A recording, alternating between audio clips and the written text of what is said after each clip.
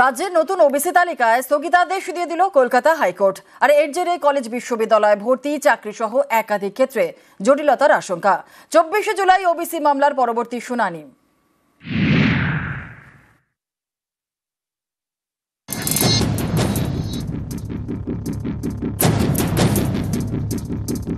রাজ্যের ওবিসি তালিকা নিয়ে ফের জটিলতা। রাজ্য সরকারের তৈরি তালিকায় স্থগিতাদেশ দিয়ে দিল কলকাতা হাইকোর্ট। মঙ্গলবার বিচারপতি তপব্রত চক্রবর্তী এবং বিচারপতি রাজাশেখর মান্থার ডিভিশন বেঞ্চের নির্দেশ, রাজ্যের তৈরি নতুন 140 জনগোষ্ঠীর ওবিসি তালিকা কার্যকর হবে না। নতুন তালিকা মেনে মে জুনে প্রকাশিত সব বিজ্ঞপ্তির উপরে আগামী 31 জুলাই পর্যন্ত স্থগিতাদেশ। রাজ্যের বিজ্ঞপ্তি অনুসারে ওবিসি সার্টিফিকেট দেওয়াও স্থগিত। সরকারি চাকরি এবং কলেজ বিশ্ববিদ্যালয়ে ভর্তির ক্ষেত্রে 2010 সালের আগের নিয়মেই সংরক্ষণের সুবিধা দেওয়া হবে। 2010 সালের আগে রাজ্যের ওবিসি তালিকায় থাকা 66 জনগোষ্ঠী এই সংরক্ষণের সুবিধা পাবে। আগামী 24 জুলাই এই মামলার পরবর্তী শুনানি। কোনো একটা জনগোষ্ঠীকে বা কোনো একটা গোষ্ঠীকে তাকে ওবিসি হিসাবে রূপান্তর করা যায় না। যে সম্প্রদায়ের কথা আপনারা বলছেন, সেই সম্প্রদায়ের যদি সবাইকে ওবিসি করা হয় তাহলে আপনি দেখবেন কাট অফ মার্কস বেড়ে যায়, জেনারেলের থেকে কাট অফ মার্কস বেশি হয়ে যাচ্ছে। তাহলে কি করে হবে? এই প্রসেসটাই অ্যাবসলিউটলি ইলিগাল, যে প্রসেসে এই ওবিসি সংরক্ষণ পশ্চিমবাংলায় হয়েছে। 7% যেটা ছিল আগে এখনো ভ্যালিড সেইটাই। 2010 সালে ওবিসি সংরক্ষণ নিয়ে কলকাতা হাইকোর্টে মামলা হয়। 14 বছর পর রায় দেয় বিচারপতি তপব্রত চক্রবর্তী এবং বিচারপতি রাজাশেখর মান্থার ডিভিশন বেঞ্চ। 2024 সালের রায় বলা হয়, 2011 থেকে 2024 সাল পর্যন্ত দেওয়া সমস্ত ওবিসি সার্টিফিকেট বাতিল। এই রায়ে ওবিসি তালিকা থেকে বাতিল হয়ে যায় 66 জনগোষ্ঠী।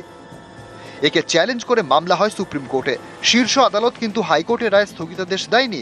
এদিকে ওবিসি চিহ্নিত করতে নতুন করে সমীক্ষা শুরু করে রাজ্য। সেই রিপোর্টের ভিত্তিতে নতুন ওবিসি বিধি চূড়ান্ত করা হয়। নতুন নিয়মে রাজ্যের ওবিসি তালিকাভুক্ত জনগোষ্ঠীর সংখ্যা 140। এর মধ্যে 49টি ওবিসি এ এবং 91টি ওবিসি বি। এই নয়া ওবিসি সংরক্ষণ নিয়ে গত 10 জুন বিধানসভায় রিপোর্ট পেশ করে রাজ্য সরকার। এ নিয়ে বিরোধীরা সুর চড়ালে হাওয়া গরম হয়। নতুন নিয়মে চাকরি এবং কলেজ বিশ্ববিদ্যালয়ে ভর্তির ক্ষেত্রে ওবিসিদের জন্য 17% সংরক্ষণ চালু করে রাজ্য সরকার।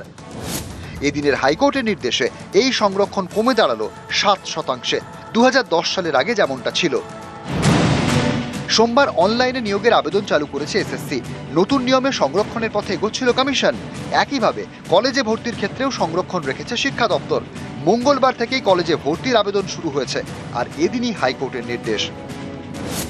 এর জেরে কলেজ বিশ্ববিদ্যালয়ে ভর্তি এবং চাকরির নিয়োগের ক্ষেত্রে জটিলতা তৈরির আশঙ্কা। এ বিষয়ে আইনি পরামর্শ নিতে শুরু করেছে সংশ্লিষ্ট সব কর্তৃপক্ষ। নিউজ 18 বাংলা। 10 বছর পর হাওড়ার ঘুষুরিতে রাস্তা সংস্কার। 25 লক্ষ টাকা খরচ করে এবার ঢালাই রাস্তা। স্বস্তি ফিরেছে নস্কর পাড়ায়।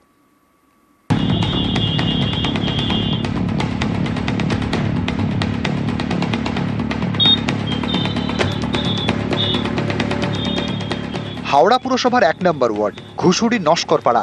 এখানকার রাস্তা দীর্ঘদিন বেহাল, খানাখন্দে ভরা। বর্ষায় জল জমে, তখন দুর্ভোগ চরমে। এই রাস্তা দুদিকে রয়েছে একের পর এক কারখানা, বেসরকারি স্কুল। সেই রাস্তায় বেহাল। সমস্যার সমাধানে উদ্যোগ নেন স্থানীয় বিধায়ক। কথা বলেন হাওড়া পুরসভার সঙ্গে।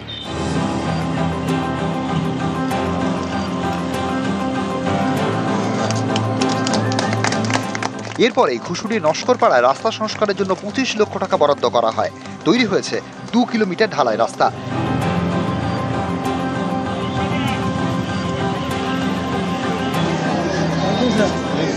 দশ বছর পরে রাস্তা সংস্কার, স্বস্তি ফিরেছে নস্করপাড়ায়।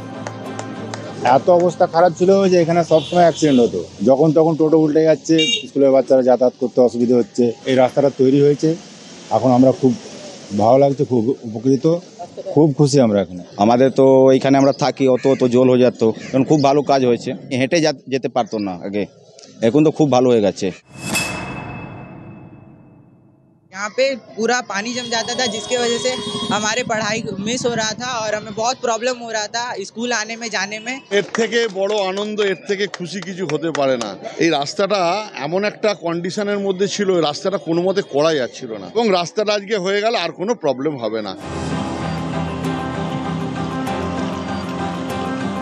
হাওড়া থেকে দেবাশিস চক্রবর্তী, নিউজ 18 বাংলা।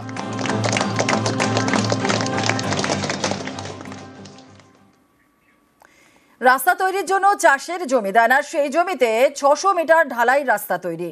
হুগলির বলাগড়ে জুড়ে গেল 7টি গ্রাম, ফলে ঘুরপথে যাতায়াতের দিন শেষ।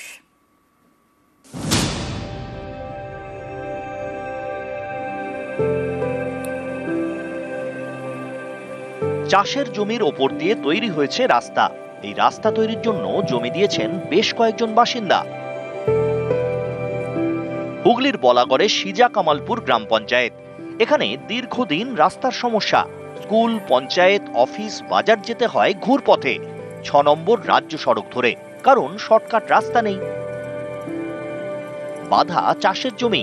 এই সমস্যা মেটাতে উদ্যোগ নেয় গ্রাম পঞ্চায়েত। কথা বলে বাসিন্দাদের সঙ্গে, জট কাটে 600 মিটার জমি দান করেন মালিকরা। এরপর রাস্তা তৈরির জন্য 50 লক্ষ টাকা বরাদ্দ করে হুগলি জেলা পরিষদ। কামালপুর এবং খামারগাছির মধ্যে প্রায় 2 কিলোমিটার ঢালাই রাস্তার কাজ শুরু হয়। এই কাজ এখন শেষের পথে। এই রাস্তা হওয়ায় জুড়ে গিয়েছে 7টি গ্রাম। যার যার জমি আছে সবাই দাম করে সামনে ঘুরে যেতে হবে না, এখান থেকে এখানে সুবিধা হয়ে যাবে। মাঠ থেকে যে ফসল একটা যে উঠতো, এই রাস্তা ছিল না, এই রাস্তাটা হয়ে গেলে একটা সুবিধা হয়ে গেল। মুক্তারপুর, খামারগাছি, কামালপুর, এই 3টে গ্রামের বিশেষ করে খুব উপকার করে। আজকে আমাদের শ্রীরামপুরের অর্ধেক গ্রাম, প্রায় 7-8টা গ্রামকে SH6 দিয়ে আসতে হতো।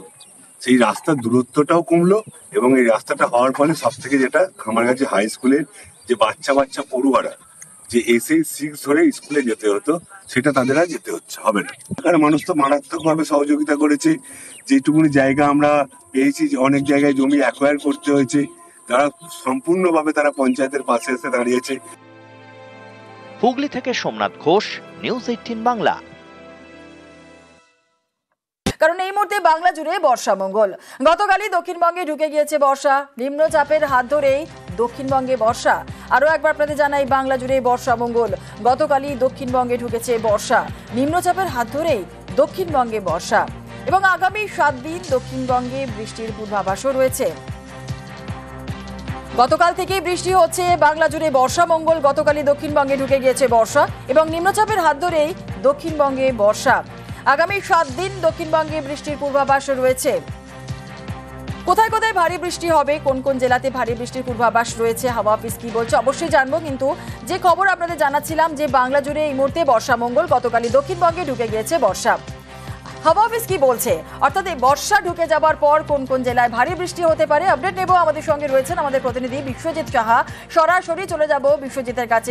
বিশ্বজিৎ, গত কয়েকদিন ধরে যেভাবে একটা অস্বস্তিকর গরম ছিল, কারণ জলীয় বাষ্পের পরিমাণও বেশি থাকার জন্য অস্বস্তিকর একটা গরম, প্যাচপ্যাচে গরম ছিল, সেই জায়গা থেকে কিছুটা হলেও স্বস্তির বৃষ্টি। অবশেষে দক্ষিণবঙ্গে বর্ষা। হাওয়া অফিস কি বলছে, কোন কোন জেলায় ভারী বৃষ্টি হবে?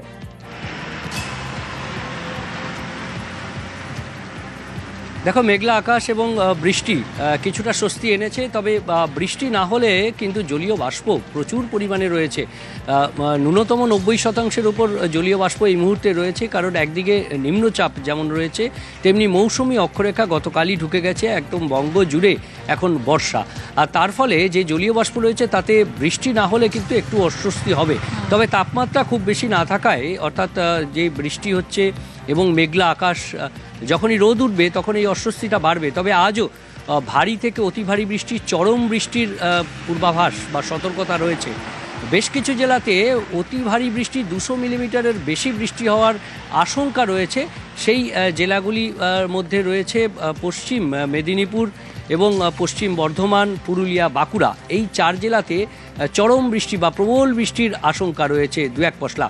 এবং ভারী বৃষ্টি থেকে অতি ভারী বৃষ্টি দক্ষিণবঙ্গের সব জেলাতেই হবে। কলকাতাতেও 2-1 পশলা ভারী বৃষ্টির সম্ভাবনা এবং দিনভর দফায় দফায় বৃষ্টির সম্ভাবনা থাকবে।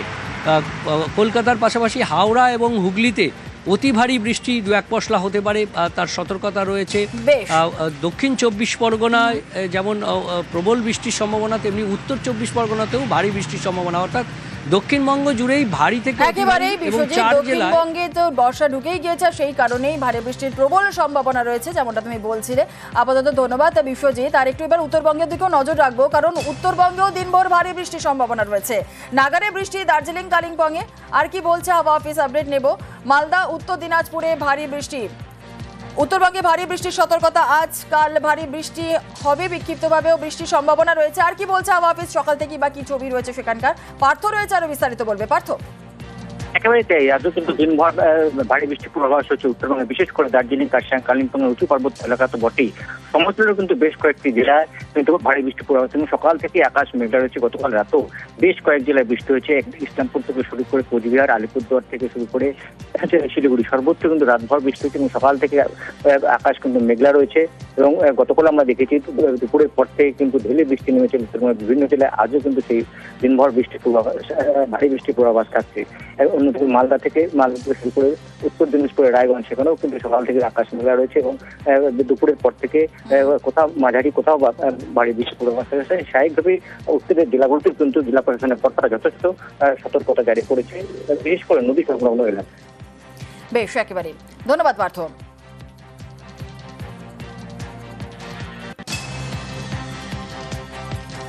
আর যেমনটা আমাদের প্রতিনিধি জানাচ্ছিল বিশ্বজিৎ, যে আজকে প্রবল বৃষ্টির সম্ভাবনা রয়েছে পুরুলিয়া, বাঁকুড়াতেও। বাংলা জুড়ে বর্ষা মঙ্গল। বাঁকুড়াতে আজকে সকাল থেকে কি ছবি রয়েছে আমরা জানবো, কিন্তু যে ছবি আমরা দেখাচ্ছি, সকাল থেকে বিভিন্ন জায়গায় বৃষ্টি হচ্ছে। প্রিয়ব্রত আমাদের সঙ্গে রয়েছে, আরো বিস্তারিত বলবে। প্রিয়ব্রত,